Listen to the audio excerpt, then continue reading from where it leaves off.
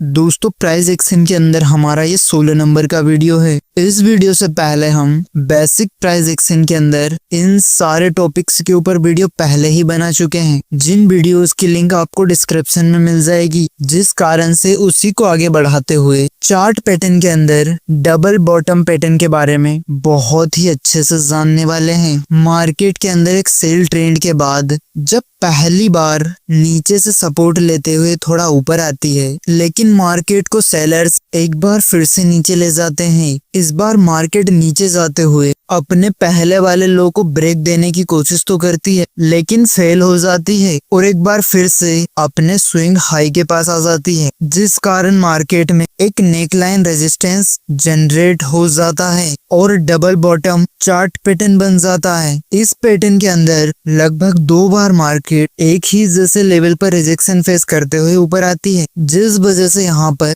2 bottom point बन जाते हैं, इसलिए इसको हम डबल बॉटम पैटर्न कहते हैं और बहुत सारे लोग इसको डब्ल्यू चार्ट पैटर्न भी कहते हैं। दोस्तों मार्केट के अंदर डबल बॉटम चार्ट पैटर्न बनने का अर्थ होता है कि इस जगह पर धीरे धीरे सेलर्स अपना पूरा कंट्रोल खोने लगे हैं, जिस वजह से मार्केट अपने स्विंग लो को ब्रेक देने में फेल हो चुकी है, जिस वजह से मार्केट जैसे ही इस नेकलाइन रेजिस्टेंस को ब्रेक देती है, तब न्यू बायर्स मार्केट के अंदर एंट्री लेना चालू कर देते हैं और मार्केट को ऊपर की ओर ले जाते हैं। ये वाला पैटर्न मार्केट के अंदर सेलर्स के कमजोर होने के निशानी के रूप में देखा जाता है। इस वजह से इस पैटर्न का यूज प्राइस एक्शन के अंदर एक प्रकार से बुलिश रिवर्सल के रूप में किया जाता है। चलो दोस्तों, अब हम रियल मार्केट के अंदर इस पैटर्न को बनने के पीछे की साइकोलॉजी को बहुत अच्छे से जानते हैं। दोस्तों ये एक प्रकार से रियल मार्केट का चार्ट है। मार्केट ओपन होने के बाद ही थोड़ी देर एक रेंज में ट्रेड करते हुए इस रेंज का ब्रेक देते हुए नीचे की ओर चली जाती है, लेकिन नीचे के लेवल पर रिजेक्शन फेस करने की वजह से मार्केट थोड़ा सा ऊपर तो आती है और कुछ टाइम तक इसी रेंज में ट्रेड करते हुए फिर से एक बार अपने पिछले वाले स्विंग लो को ब्रेक देने की कोशिश करती है, लेकिन फिर वो फेल हो जाती है, जिस वजह से मार्केट के अंदर लगभग सेम टाइम के 2 स्विंग लो जनरेट हो जाते हैं। क्योंकि ये दोनों स्विंग लोज चार्ट के बॉटम पर बने हैं, जिस कारण इसको हम डबल बॉटम चार्ट पैटर्न कहते हैं। इस जगह पर मार्केट में इस पॉइंट के पास सेलर्स में जो ताकत थी वो अभी काफी कम हो चुकी है, जिस कारण से मार्केट इस स्विंग लो को ब्रेक देने में फेल हो चुकी है। चलो दोस्तों, मार्केट के अंदर ये पैटर्न क्यों जनरेट हुआ, इसके पीछे की साइकोलॉजी को जानने की कोशिश करते। इस जगह पर मार्केट ओपन होने के बाद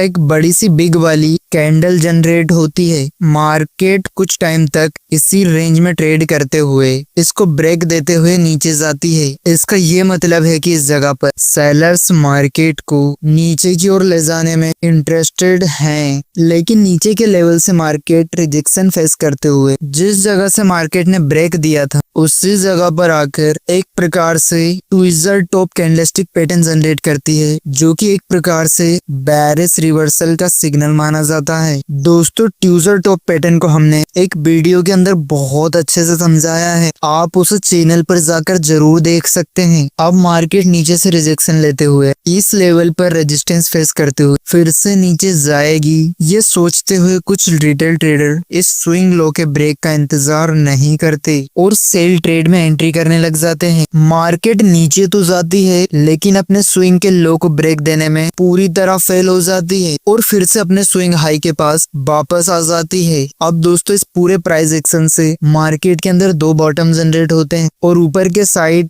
एक नेकलाइन रेजिस्टेंस जनरेट होता है। इस जगह पर मार्केट के अंदर जितने भी सारे सेलर्स ने एंट्री मारी है उनके लिए ये वाला नेकलाइन लास्ट रेजिस्टेंस के रूप में काम कर रही है, क्योंकि इसके ऊपर इन सारे सेलर्स के स्टॉप लॉस लगे हुए हैं। अब जैसे ही मार्केट इस लेवल से ऊपर जाने की कोशिश करेगी, ये वाले सेलर्स पैनिक में आते हुए अपनी पोजीशन से एग्जिट लेना चालू कर देंगे। अब सेलर्स को कमजोर होता हुआ देखकर बायर्स नीचे के लेवल से जैसे ही इस नेक लाइन को एक बड़ी सी ग्रीन कैंडल से ब्रेक देती है, तब ये बाय ट्रेड में एंट्री करना चालू कर देते हैं। अब दोस्तों इस जगह पर बायर्स के बाय ट्रेड में एंट्री लेने के दो बहुत बड़े रीजन हैं। अगर आप इस जगह पर सारे हायर लोस को कनेक्ट करते हुए एक ट्रेंड लाइन बनाते हैं तो तब मार्केट ने इस ट्रेंड लाइन को ब्रेक कर दिया है और साथ में ही मार्केट ने स्नेक लाइन को एक बड़ी सी ग्रीन कैंडल से ब्रेक दिया है। दोस्तों आप इन दोनों कंफर्मेशन को देखते हुए एक बाय ट्रेड के अंदर एंट्री प्लान कर सकते हैं, जिसमें आपका टारगेट कम से कम इस दिन के हाई के पास रहने वाला है। इस जगह पर हमारा टारगेट हमारे स्टॉप लॉस से काफी ज्यादा बड़ा है। इसका ये मतलब है कि ये बाय ट्रेड में एंट्री करने के लिए एक प्रकार से बहुत अच्छी जगह है। अब दोस्तों थोड़ी देर के बाद मार्केट धीरे धीरे ऊपर जाते हुए मार्केट हमारे टारगेट को हिट कर जाती है। अब दोस्तों यहाँ पर हम दो जगह एंट्री ले सकते हैं। मार्केट जब पहली बार इस ट्रेड लाइन को ब्रेक देती है तब हम पहली बार में ही यहाँ पर एक प्रकार से एंट्री प्लान कर सकते हैं, और दूसरी बार जब मार्केट इसी लेवल को वापस से रिटच करने आती है तब आप चार्ट के ऊपर एक प्रकार से बुलिश प्राइस एक्शन पैटर्न को देखते हो ट्रेड के अंदर एंट्री प्लान कर सकते हैं। यहाँ पर मार्केट ने स्नेक लाइन से सपोर्ट लेते हुए चार्ट के ऊपर एक प्रकार से 3 इनसाइड आप कैंडलस्टिक पैटर्न जनरेट किया है, जिस कारण से आप इस नेक लाइन के थोड़े से नीचे अपना स्टॉप लॉस लगाते हुए एक बाय ट्रेड की एंट्री को प्लान कर सकते हैं। थोड़ी देर के बाद मार्केट हमारे ट्रेड के डायरेक्शन में जाते हुए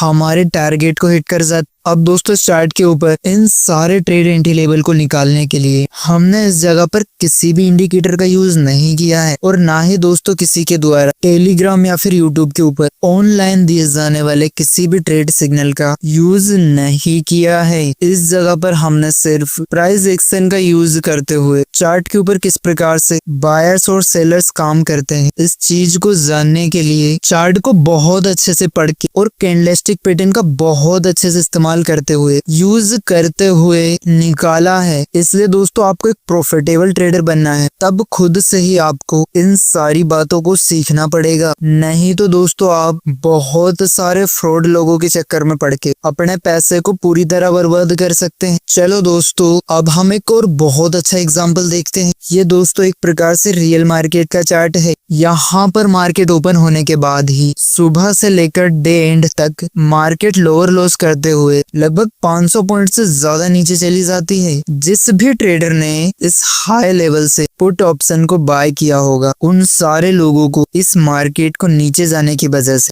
बहुत ही अच्छा प्रॉफिट मिला होगा। इसी कारण से इनमें से काफी सारे ट्रेडर दिन के आखिरी में अपने प्रॉफिट को बुक करते हुए मार्केट से एग्जिट होना चालू करते हैं, जिस वजह से मार्केट थोड़ा ऊपर आना चालू कर देती। अब दोस्तों मार्केट के अंदर इस प्रकार से 3 स्विंग लोस जनरेट हो गए हैं। अब दूसरे दिन मार्केट इसी जगह पर ओपन होते हुए नीचे जाते हुए अपने पहले लो को ब्रेक देने की कोशिश करता है, लेकिन ब्रेक देने से पहले ही ऊपर जाते हुए स्विंग हाई के पास वापस आ जाती है। इसका ये मतलब है कि नीचे के लेवल पर सेलर्स सेलिंग करने में ज्यादा इंटरेस्ट नहीं ले रहे हैं, जिस वजह से मार्केट अपने स्विंग लो को ब्रेक देने से पहले ही रिवर्स आ चुकी है। अब कुछ टाइम के बाद मार्केट स्नेक लाइन के रेजिस्टेंस को ब्रेक देते हुए ऊपर क्लोज हो जाती है। अब दोस्तों इस ब्रेकआउट वाली कैंडल के क्लोजिंग पर 1:2 का रेशियो रखते हुए इस कैंडल के लो के थोड़ा नीचे अपना एसएल रखते हुए एक बाय ट्रेड के अंदर एंट्री प्लान कर सकते हैं। अब थोड़ी देर के बाद इस जगह पर नए बायर्स आते हैं और रेजिस्टेंस का ब्रेकआउट देखते हुए लॉन्ग ट्रेड के अंदर एंट्री प्लान करने लग जाते हैं, जिस कारण मार्केट के अंदर बाइंग में प्रेशर बढ़ जाता है और मार्केट ऊपर के साइड लगे हुए सारे सेलर्स के स्टॉप लॉस हिट करते हुए तेजी से ऊपर की ओर चली जाती है। सेम दोस्तों इसी प्रकार से चार्ट को पढ़ते हुए आप प्राइस एक्शन के हिसाब से